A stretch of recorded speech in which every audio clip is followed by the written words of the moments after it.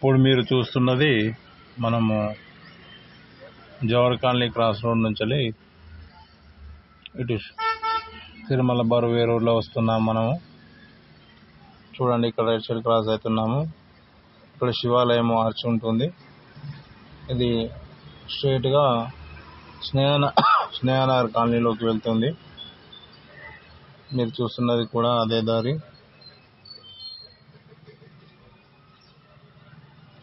కొంచెం ముందుకు వెళ్ళగానే లెఫ్ట్ సైడ్కు శివాలయం టెంపుల్ ఉంటుంది, చాలా పెద్దది.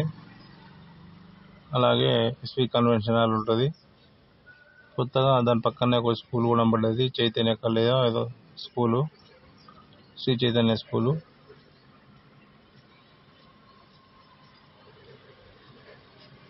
ఇదే అదే టెంపుల్, శివాలయం.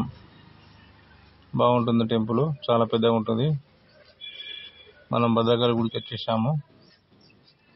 భద్రకాళి గుడిలో కాళ్ళు కడుక్కున్న తర్వాత మనం గుడి లోపలికి వెళ్ళడం జరిగింది. గుడి లోపల కూడా అమ్మవారి దర్శనం చేసుకోవడం జరిగింది. ఒక 10 నిమిషాలు హారతి వస్తున్నారు, తీసుకోండి. భద్రకాళి అమ్మవారి హారతి.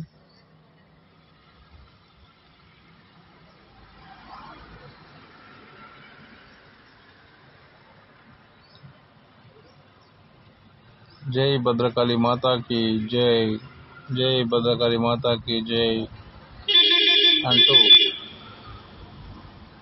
భక్తులందరూ కూడా భక్తి శ్రద్ధలతో పూజలు నిర్వహించడం జరుగుతుంది. భద్రకాళి టెంపుల్ అనేది ఇప్పుడు తెలంగాణలోనే ప్రసిద్ధిగాంచిన టెంపుల్గా రోజుకు వేల సంఖ్యలో భక్తులు రావడం అనేది విశేషం. ఇక్కడికి మన తెలంగాణ రాష్ట్రాలే కాకుండా ఇతర రాష్ట్రాల నుంచి కూడా ఇక్కడికి సందర్శనార్థం వచ్చి భద్రకాళి అమ్మవారి ఆశీస్సులు తీసుకోకుండా ఎవరు కూడా వెళ్ళరు. మీరు చూస్తూనే ఉంటారు, ఎప్పుడన్నా వచ్చి మీరు చూడండి.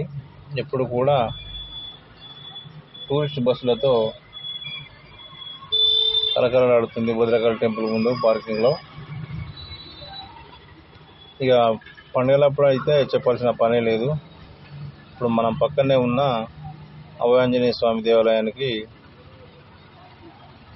వెళ్దాము. పక్కనే అమ్మవారిది ఇక్కడ కుంకుమ పూజ కూడా చేసుకుంటారు. ఇప్పుడు చూస్తున్నది అదే.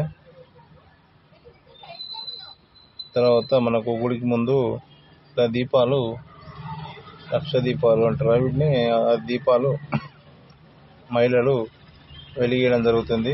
ఆ వత్తులు కూడా అక్కడే అమ్మడం జరుగుతుంది. అక్కడనే తీసుకుని అక్కడనే మనం ముట్టియవచ్చు.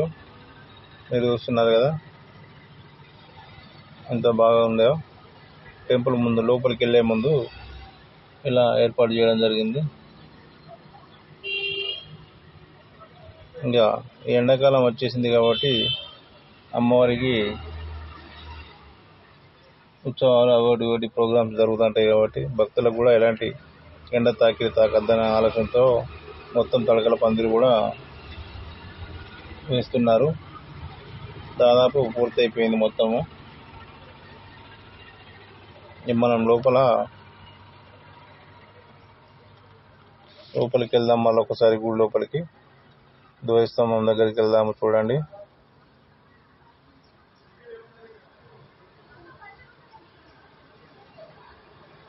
ధ్వజస్తంభం నుంచి భక్తులను చూడండి. తర్వాత హనుమాన్ దేవస్థానం ఉంటుంది మనకు లెఫ్ట్ సైడ్కు. తర్వాత పక్కనే అమ్మవారి విగ్రహం చాలా పెద్దది.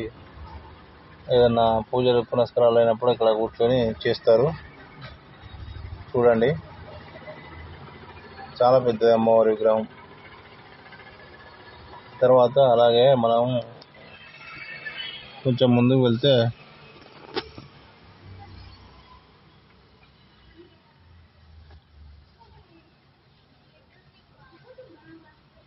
శివాలయం కూడా ఉంటుంది. ఆ శివుని కూడా దర్శనం చేసుకుందాం.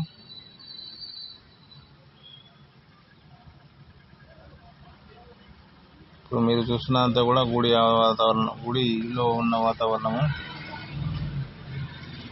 ఇప్పుడు మరి కొద్ది క్షణాల్లో శివాలయానికి వెళ్దాము.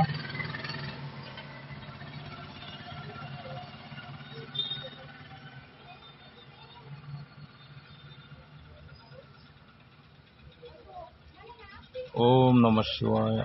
ఓం నమ శివాయ. ఓం నమ శివాయ. నంది ఇప్పుడు మీరు చూస్తున్నది శివాలయం, భద్రకాళి గుడి లోపల ఉన్న శివాలయం చూడండి. ఓకేనా? Thank you.